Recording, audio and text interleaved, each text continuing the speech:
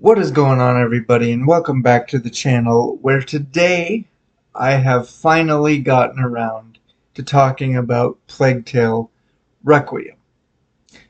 And I just want to say straight out of the gate here that this game did not beat uh, Plague Tale Innocence for me. Now, it's still a fantastic game, in my opinion. It's still a fantastic sequel, and uh, certainly it is a game of the year contender for me.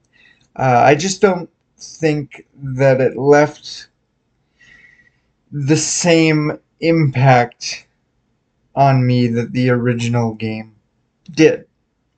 So I think in terms of a review, the basis for it is going to be along the lines of arguing or countering some of the arguments that I saw the internet making uh, against this game. Uh, the two big ones that I saw being one, Amicia's character, and the other, the overall ending of the game.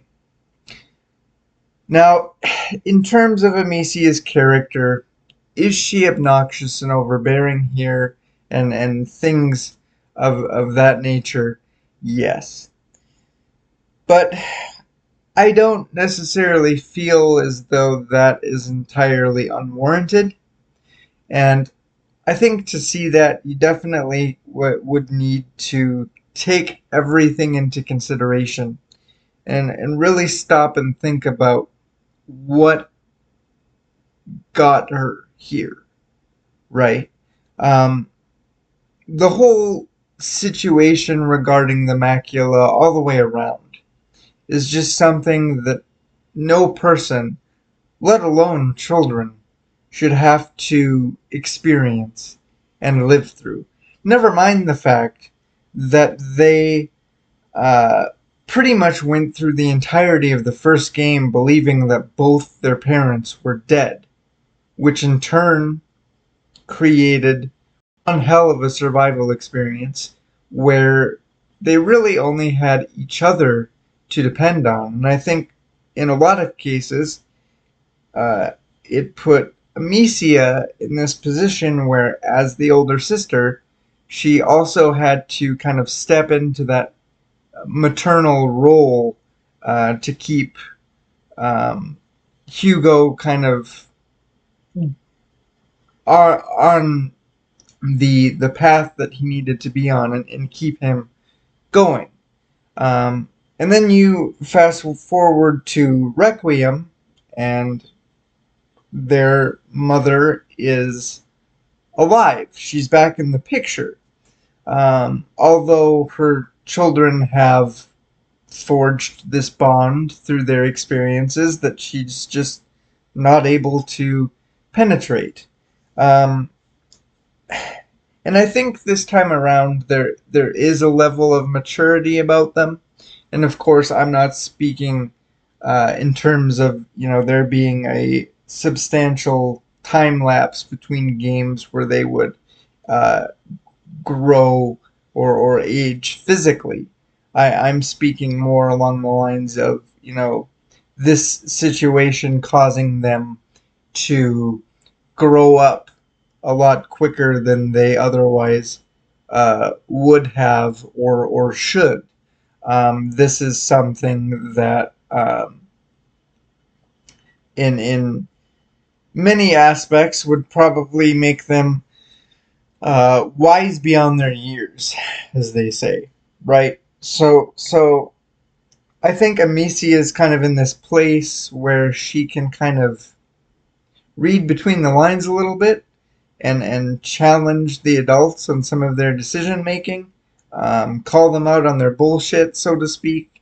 Just because mom or this other uh, authority figure is saying that this is the right thing to do, this is what we need to do, doesn't necessarily mean that it's right for everybody involved long term.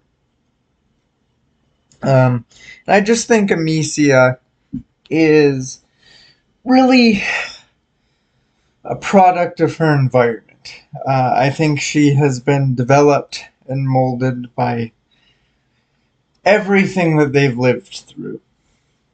Um, and in terms of the ending of the game, I would really just ask anybody out there that didn't personally care for this, what exactly was it that you were expecting or hoping for? Because from my perspective, even from the moment Innocence started, this is a pretty bleak narrative. And I think once you start to notice things like Hugo's maturity, where he's no longer being sheltered from the devastation or the mass deaths, and he's coming to terms with the fact and understanding that he is the root cause of everything. And then you get to the point in the plot where you start to see that he being selected as the carrier and Amicia as his guardian isn't some random stroke of bad luck as much as it is them stepping into play these roles that they kind of were always fated to, um, in something that feels much bigger than themselves. Um, when you consider that stuff, you can really see that um, this story was not going to end well. It was never meant to. And that's okay, right? Not every story out there is meant to have a happy ending. Period. And then we get to kind of the epilogue section. And initially, I was kind of intrigued by this. I liked the idea of them continuing the story by having a more mature, perhaps even an adult Amicia, um, doing her best to track down the next carrier and guardian pairing and helping them along their journey.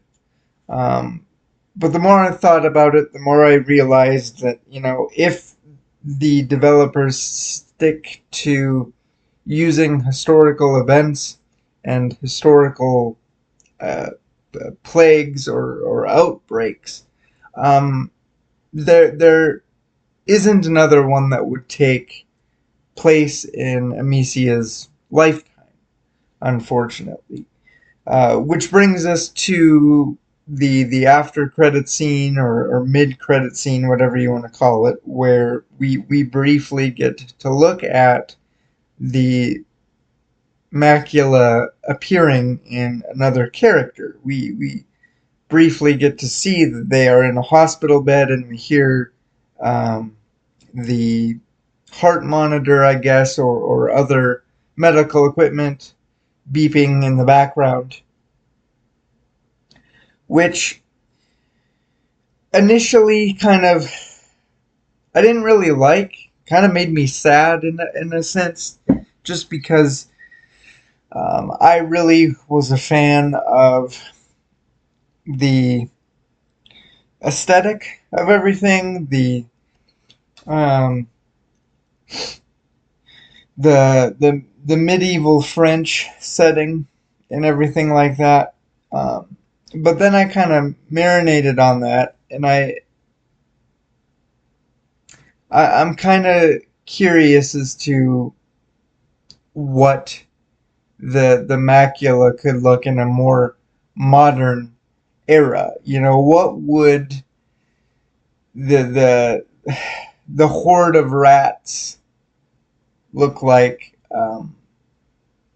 tearing down skyscrapers or destroying massive bridges and just unleashing their brand of chaos uh, on a more modern society. And of course, I don't really know what that means. I don't know if we're moving so far forward that we're now in present day 2020, 4, 5, 6, wherever we land. I don't know if they're going outside of Europe to say, let's go to America and let's F up New York or Chicago or there's no way of really knowing from that little bit. But all I can really say is that I am intrigued to see where this series is going to go.